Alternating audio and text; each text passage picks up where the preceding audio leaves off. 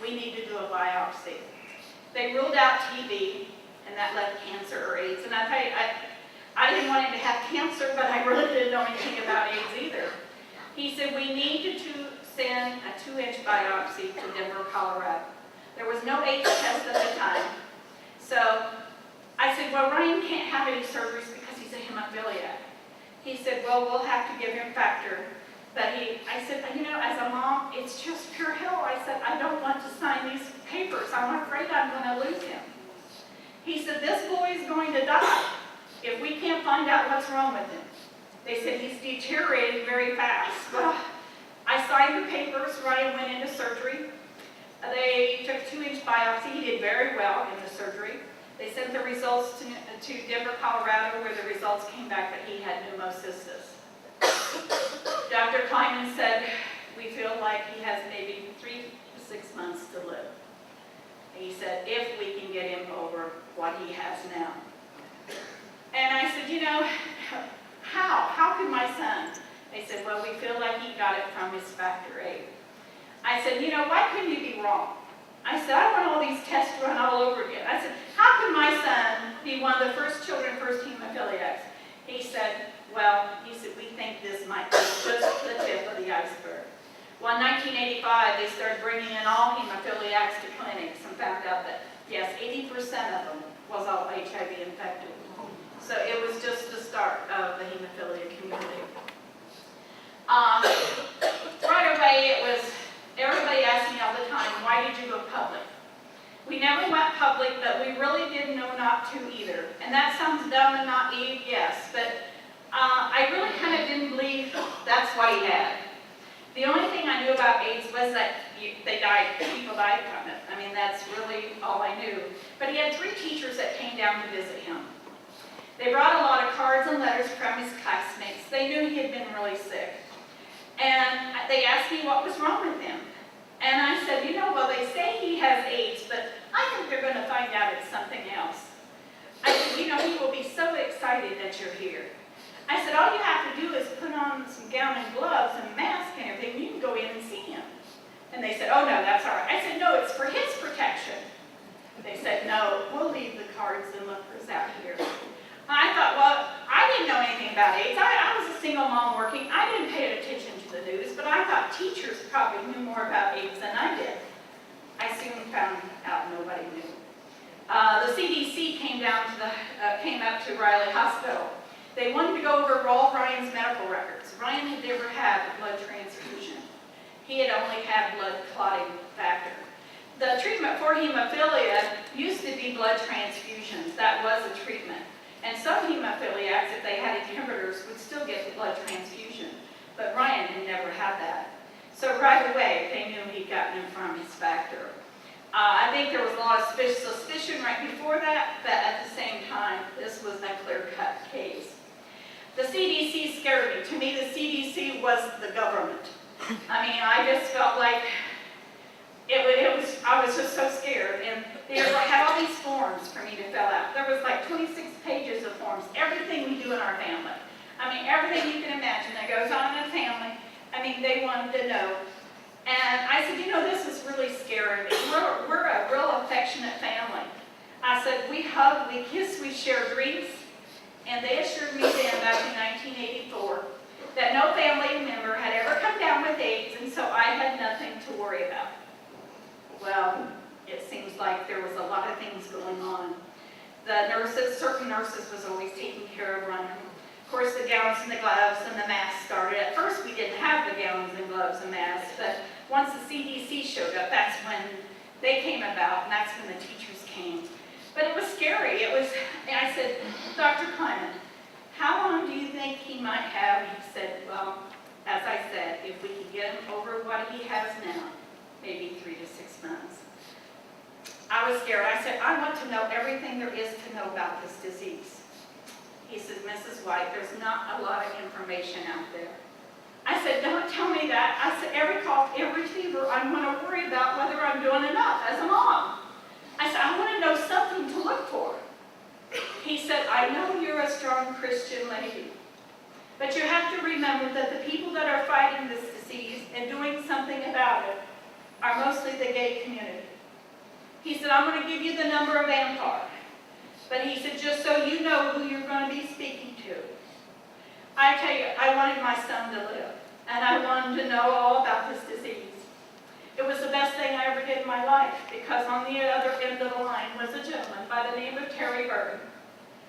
Terry Byrne, through Ryan's whole illness, after Ryan died, even worked on the CARE Act. Terry is no longer here. He has passed away. That is one man who was my therapist, because I had nobody to talk to about this. But Terry told me, he said, you know, we're finding out here in New York far sooner than anywhere else what works and what doesn't work. He said, anytime you have a question or concern, you call me. I spent many hours on the phone talking to Terry Byrne. And as I started meeting more and more moms and dads and families, more people with AIDS, I realized they were just like me. We were all fighting to stay alive. Once you have AIDS, you're just like everybody else who has AIDS. Yes, you're just fighting to stay alive.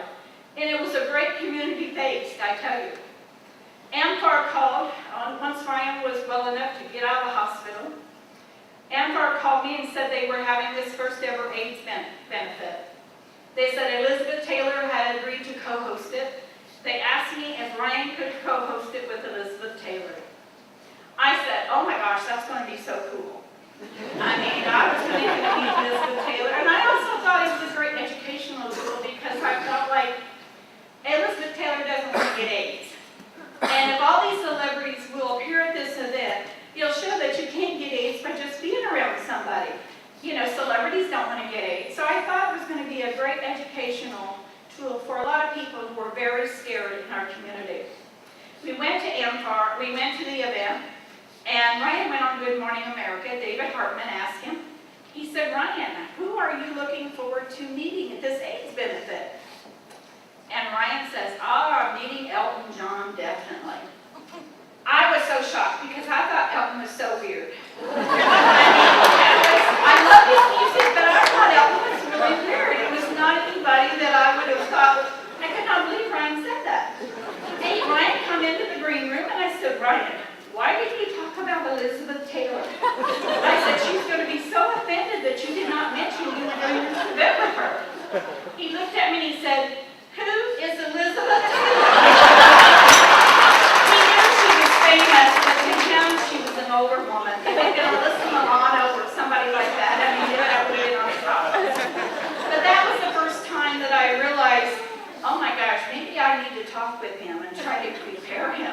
You know, I had no idea that what he was going to say, especially meeting Elton John. But during that, we went to the event that night. We went to the AMPAR benefit. There was a lot of celebrities there. Ryan did a press conference with Mayor Koch. And I was the proudest mother in the whole world. Sean Lennon, Yoko Ono. There were so many celebrities there.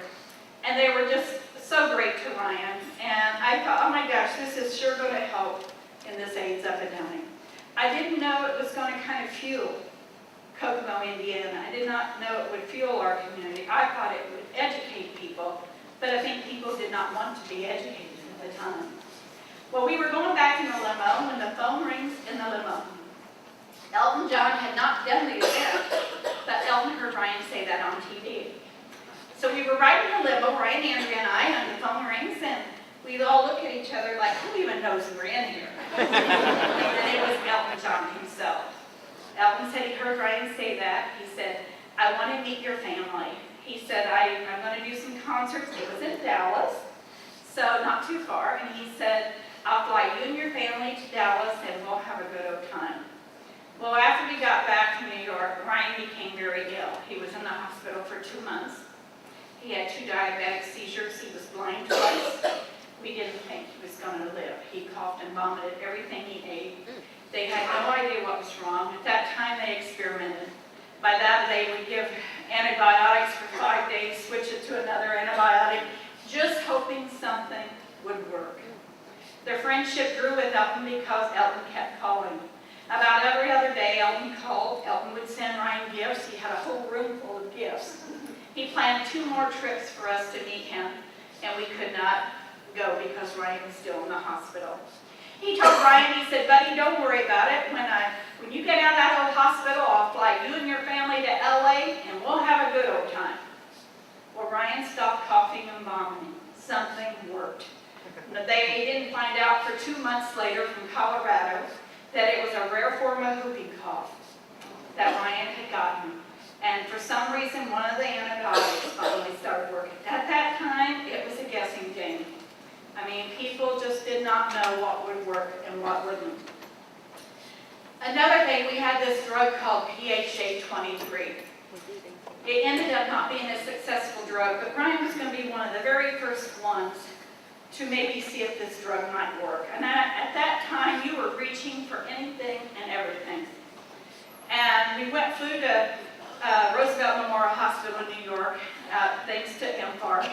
Ryan was getting his blood work drawn, and a gentleman came up to him. He said, "You're Ryan White, aren't you?" Ryan said, "Yes." He said, "You know, our whole community is running so scared, and here you are just reading a comic book." Ryan went, "Yeah." Ryan didn't know what to say to him. He said, "You know, they found 12 tumors in me." He said, "I haven't been diagnosed with AIDS yet, but they're pretty sure that's what I have."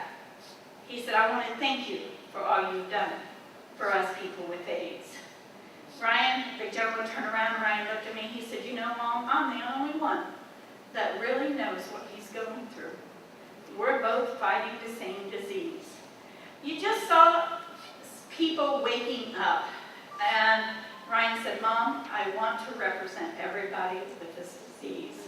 He said, "You know, this is making me sick, that we're all suffering, we all have this disease and nobody is wanting to do anything about it."